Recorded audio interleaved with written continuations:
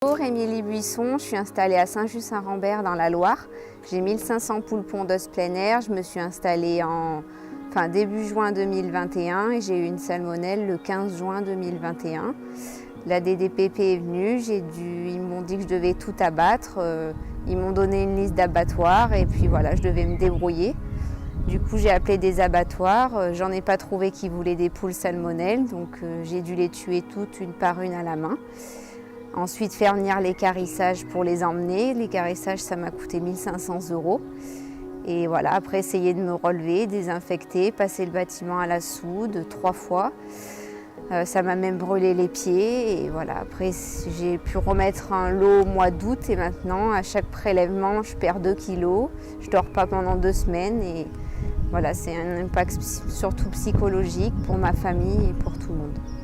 On est producteur de 6000 poules pondeuses, ça fait 9 ans qu'on fait des poules pondeuses plein air, donc elles ont 3,5 hectares de terrain. Et à la 9e année, on a attrapé donc une salmonelle sur la poussière. Donc au bout de 53e semaine, on nous a abattu tout notre troupeau avec une perte de revenus de 60 000 €. Voilà, donc après on a désinfecté le bâtiment, on a remis des poules et au bout de, donc elles sont arrivées à la 20e semaine. À la 24e semaine, un monsieur de la DSPP vient nous faire un autre contrôle salmonelle et il nous appelle, hop, vous attrapez une salmonelle, vous avez attrapé une salmonelle. Donc on abat tout le troupeau.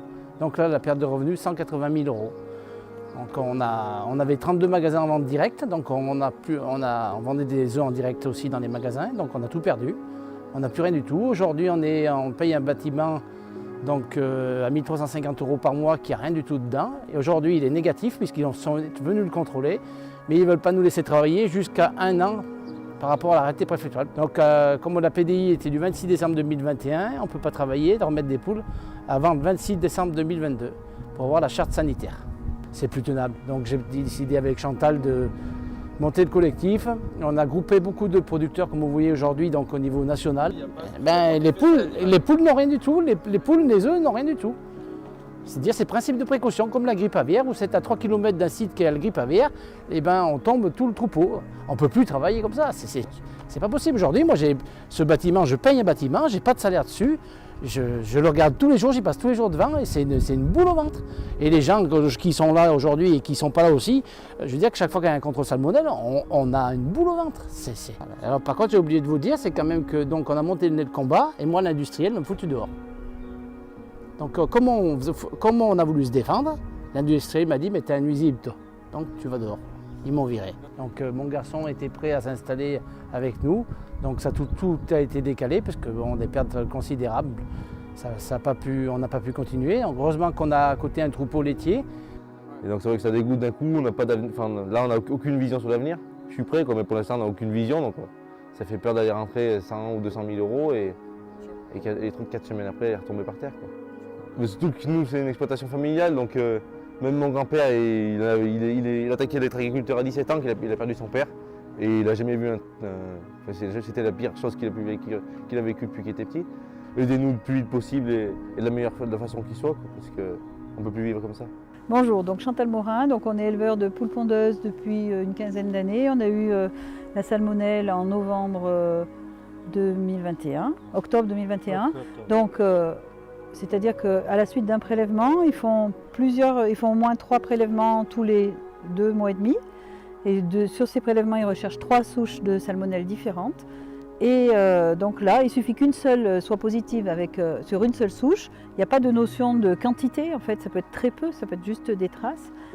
Donc on nous dit que l'environnement est, comment on pourrait dire, contaminé avec la salmonelle. Donc par mesure de précaution, on détruit les poules, on détruit les œufs, on détruit l'aliment. Il n'y a aucune analyse sur les poules et il y a des analyses sur les œufs qui sont tout le temps négatives. Il n'y a pas de salmonelle dans les œufs, mais elles sont faites uniquement quand les poules sont parties. Donc ça veut dire qu'on ne peut pas se défendre. Donc sur un seul coup de téléphone, voilà, on nous appelle, peu importe quand, nous c'était un lundi soir à 6 h du soir, vous êtes en voiture, enfin peu importe, vous sortez de chez le médecin, on vous dit c'est très grave, il faudra abattre votre lot.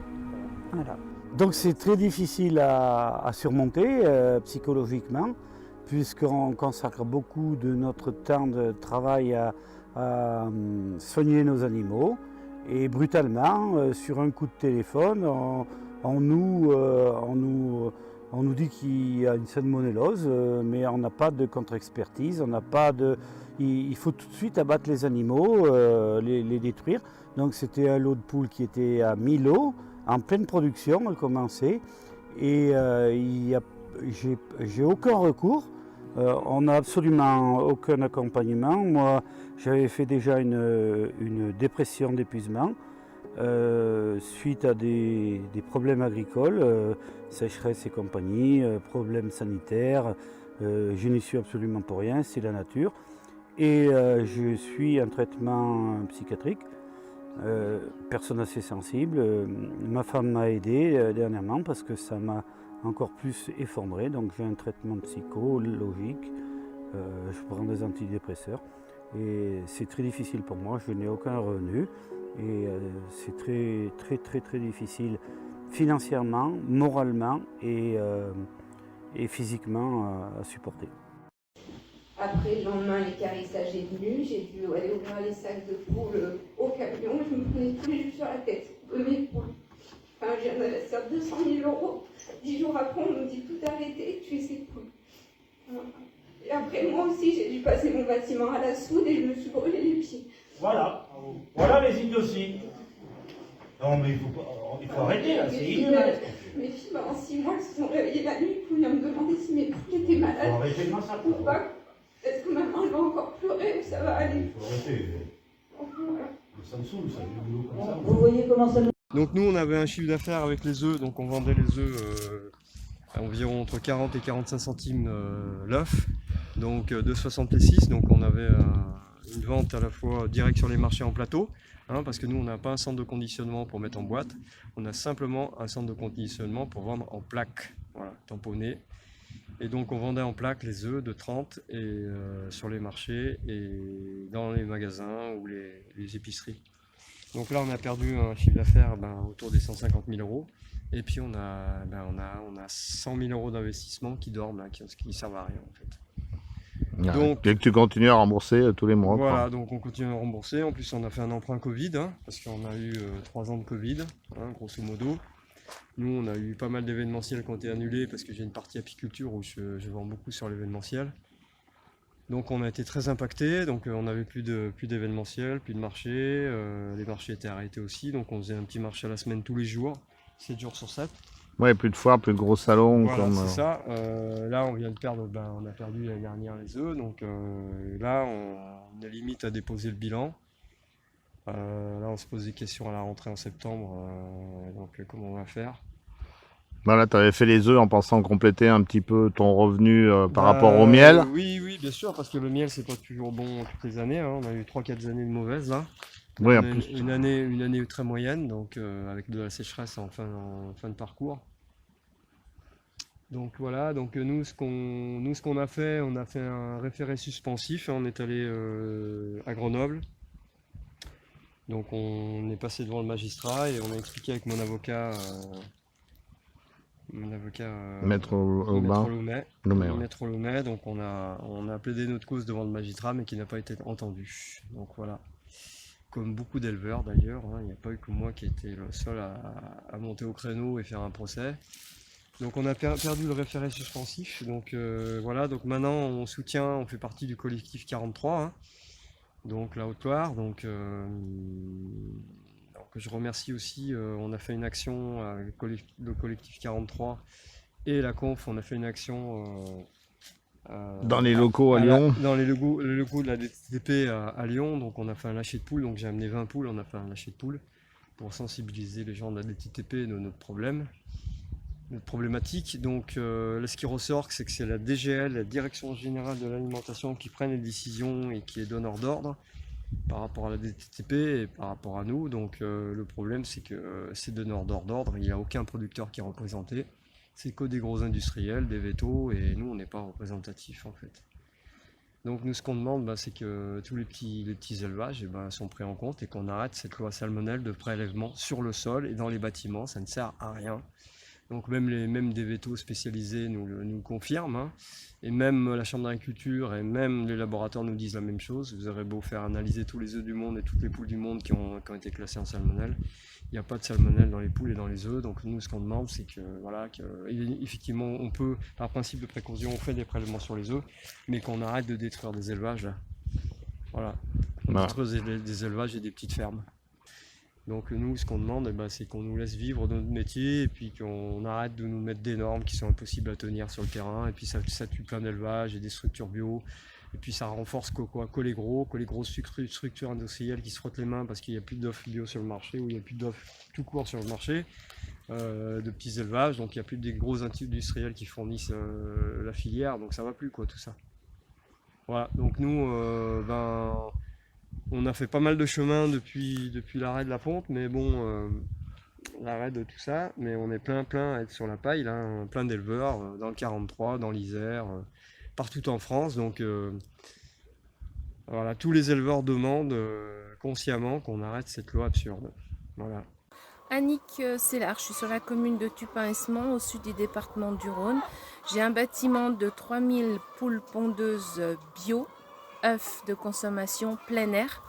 Voilà, j'ai eu 4 fois la salmonelle. En 2007, perte du chiffre d'affaires de 20 000 €. En 2014, perte de chiffre d'affaires de 40 000 €. En 2016, perte de chiffre d'affaires de 60 000 €.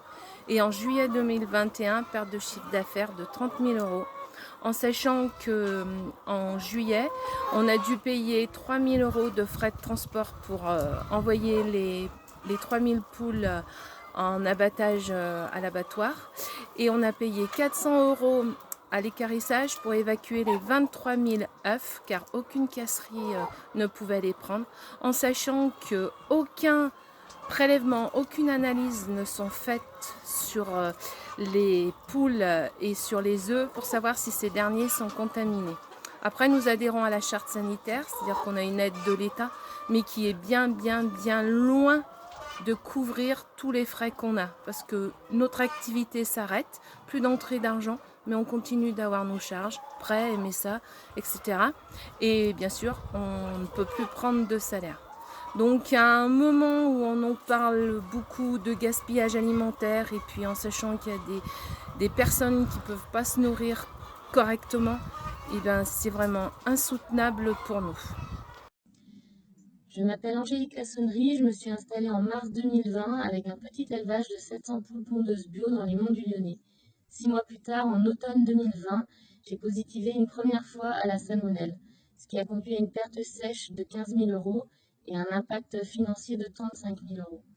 En janvier 2021, j'ai remis un nouveau lot de poules et j'ai à nouveau positivé en automne 2021, ce qui a mis fin à mon activité avicole. J'ai repris une activité salariée et depuis, je rembourse les 120 000 € de prêts que j'ai contractés pour lancer mon projet.